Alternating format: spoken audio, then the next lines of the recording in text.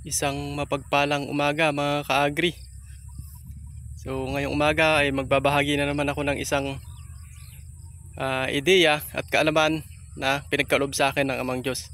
Ito mga ka-agri ay base na naman sa isang katanungan o comment ng isa nating ka-agri.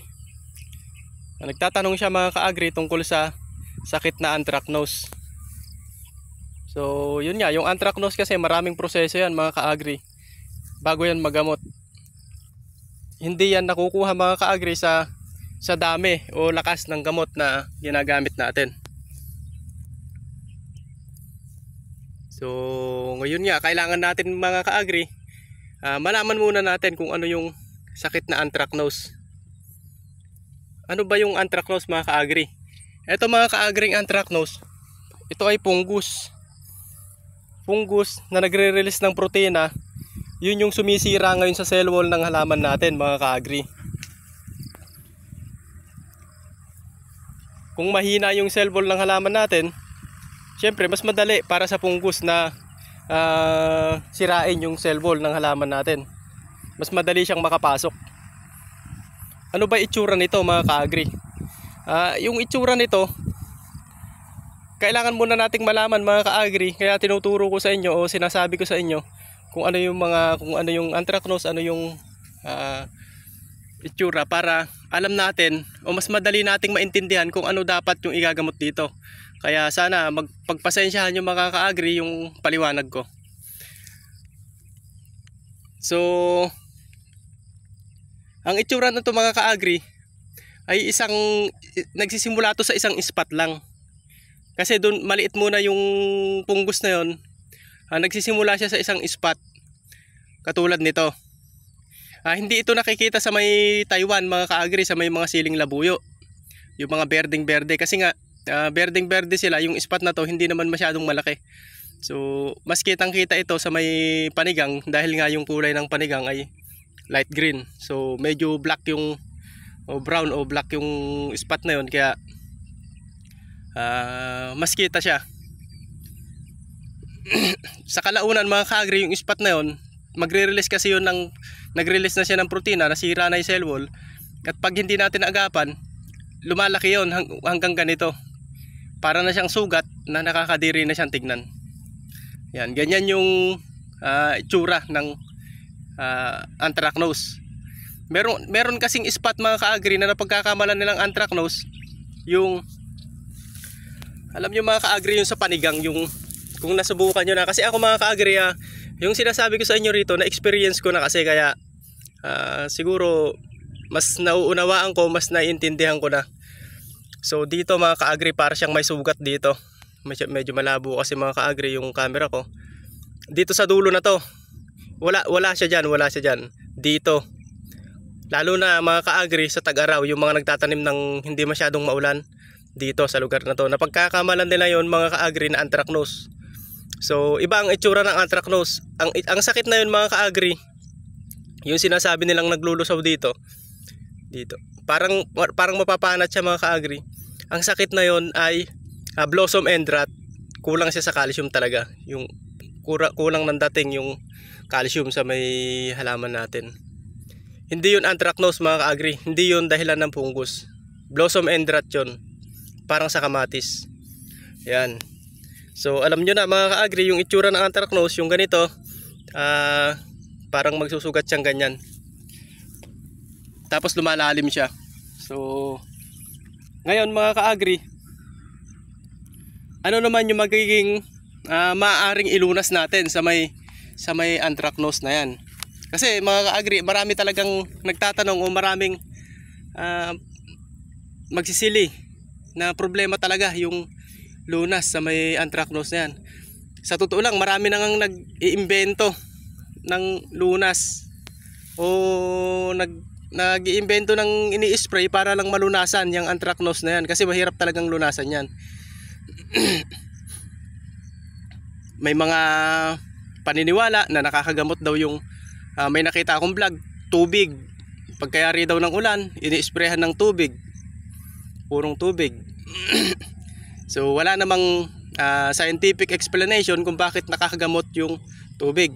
Pero sa tingin ko, yun kasing ulan ay mayroong urea.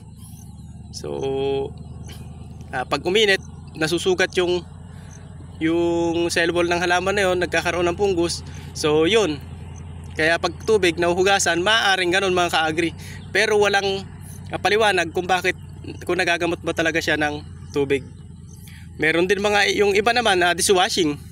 So wala namang paliwanag kung bakit nagagamot ba ng dishwashing. Pero para sa akin, maaari pang mangunot yung tanim natin sa dishwashing kasi mainit yun. Hindi yun dapat na ini-spray. Kasi hindi ko alam kung bakit ini-spray nila, pero para sa akin hindi naman talaga yun ang nakakalunas. Kasi fungus, kailangan natin dito fungicide. Mahina ang cell wall, kailangan dito pampalakas ng cell wall. So kung naiintindihan natin yon mga ka-agri, mas madali natin siyang nakokontrol. So ano ba yung maaaring lunas nito mga ka-agri? Dito na tayo sa maaaring lunas. Bali, i-share ko na lang sa inyo mga ka-agri yung naging experience ko sa may pagtatanim ko ng siling Taiwan. Ang variety nun mga ka-agri ay super hit. Yun yung variety ng sili ko nun. Nagtanim ako. Bali, kuha lang yung tinanim ko nun mga ka-agri, mga 30 tray lang, 30 tray. So nung una hindi ko alam yung gamot sa anthracnose, sir. So ang ginawa ko mga ka-agri, at sana makuan kayo na maunawaan ninyo to mga ka-agri. Ang ginawa ko una mga ka-agri, alisin muna natin lahat ng may tama na ang anthracnose. Bakit kailangan alisin?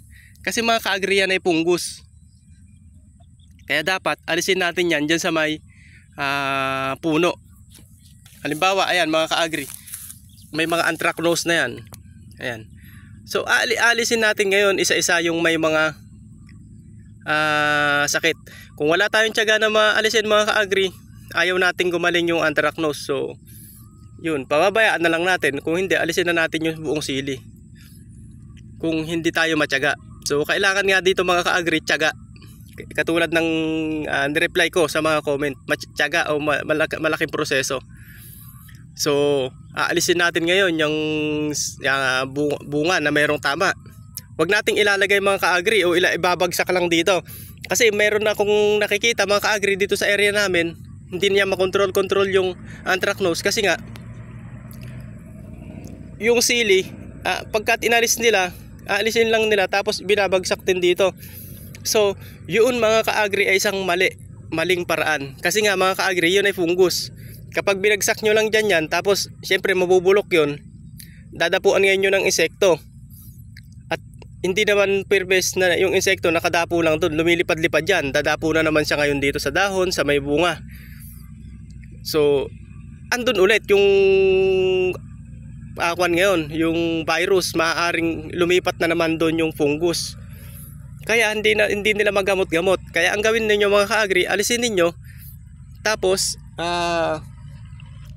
isako ninyo, ganyan, isako ninyo, ilagay nyo sa may malayo dun sa taniman ninyo, o sa kahit na malayo rin sa taniman naman ng ibang kasama ninyo, mga katabi ninyo. Huwag nyo namang ilalagay dun sa tabi ng mga kakuan ninyo mga ka-agri, kasamahan nyo na nagtatanim din ng sili, para hindi rin sila madamage o hindi rin sila mamroblema.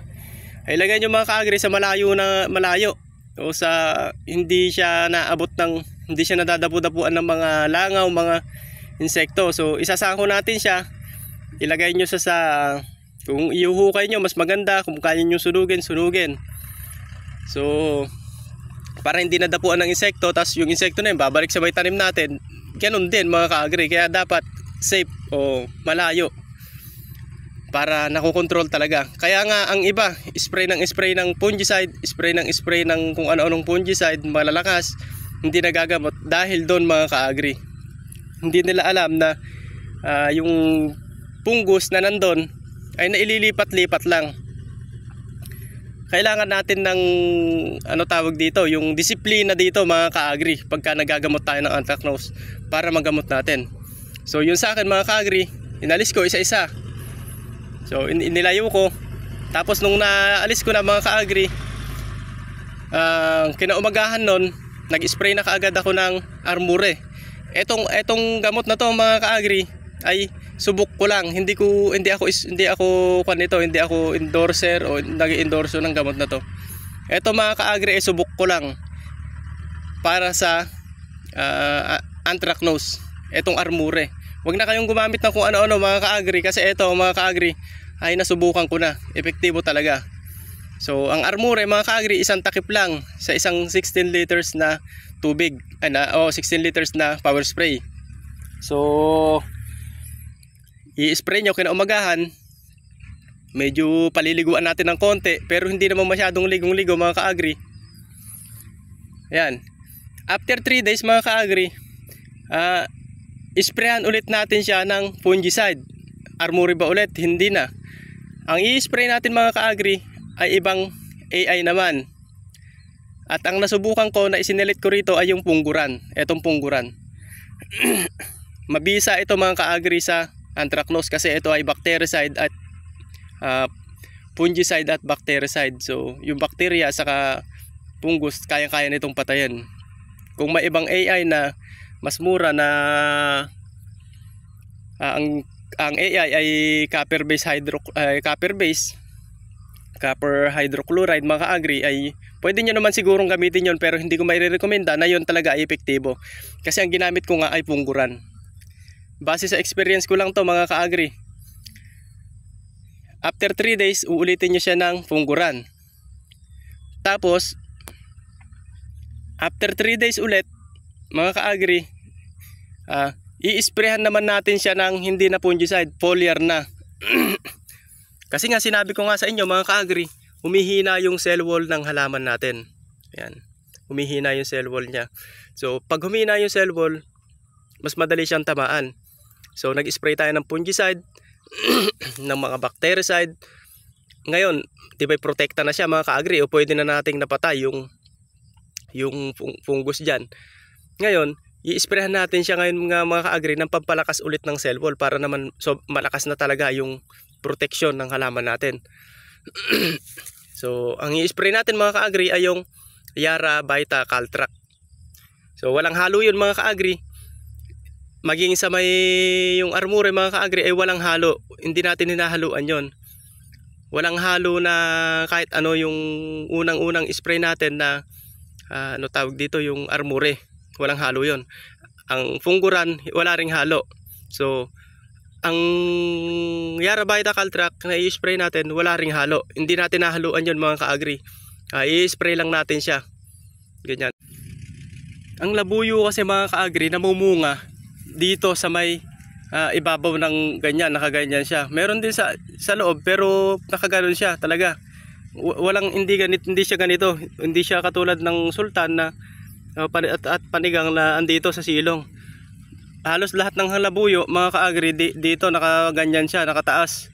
So kitang-kita kaya mas madali na kontrolin ang anthracnose mga ka-agri sa labuyo. Kasi nga yung dito, yung bunga niya, mas madali natin siyang tinatamaan. Ganon. Base sa obserbasyon ko mga ka-agri. Baka mamaya may mag-questionin tayo ng mga eksperto rito. So, kasi nakataas siya mga ka-agri, katulad niya yung bulaklak na yan, nakaganyan siya pataas. So, yung bunga niyan pataas din. Lahat ng bunga niyan nandito sa ibabaw. Kaya pag inisprehan natin siya ng Caltrac, mga fungicide, tinatamaan talaga siya. Yan. So, yun nga mga ka-agri, i-sprayhan natin siya ng Yara Vita Caltrac.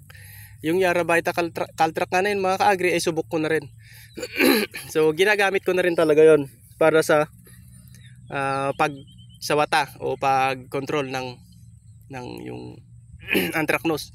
Sa totoo lang mga ka-agri, ginagamit ko ngayon sa may panigang ko. Kung nakikita nyo yung mga nakaraang video ko, gumagamit talaga ako ng Yara Vita Caltrac para sa anthracnose, para hindi ako tamaan ng anthracnose. Yun ang dahilan mga ka-agri. para sa anthracnose talaga. Kaya ginagamitan ko nun. At siyempre, para din sa may hindi nalalaglag yung bulaklak. Ayun, no? Para hindi rin malaglag yung bulaklak. Ganyan. Ngayon, so inuubo lang ako ng konti mga ka-agri. Ganito ngayon ng mga ka-agri ang lalabas dyan. Meron pa rin pa isa-isa na lalabas na may anthracnose. So ang gawin nyo mga ka-agri, diba, ito yung linya. Ayan. Ngayon mga ka-agri, ganito.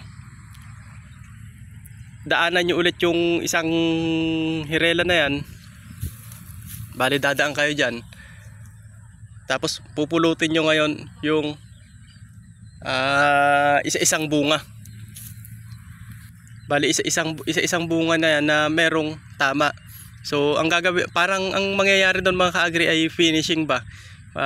Talagang aalisin nyo na talaga silang lahat. Yung hanggat may nakikita tayo, inaalis natin. Alam nyo ang pagtatanggal doon mga ka-agri. Pag dinaanan nyo siyang paganon, papunta ron. Halimbawa, ito nga yung tudling mga ka-agri, ganyan yung tudling nyo. Halimbawa, pag dinaanan nyo siya papunta ron, daanan nyo ulit siya pabalik. Bakit mga ka-agri? Kasi yung bunga nyan, paano ba, wala kasing bunga rito mga ka-agri na patayo. Halimbawa, ito nakapatayo siya. Dito lang ang vision nyo, dito sa kabila. Mahirap ikon mga ka-agri. Halimbawa, ito yung bunga. Ang vision nyo mga ka-agri dito lang sa gawin na to. Ito, halimbawa, ito na nga. Halimbawa, ito yung bunga.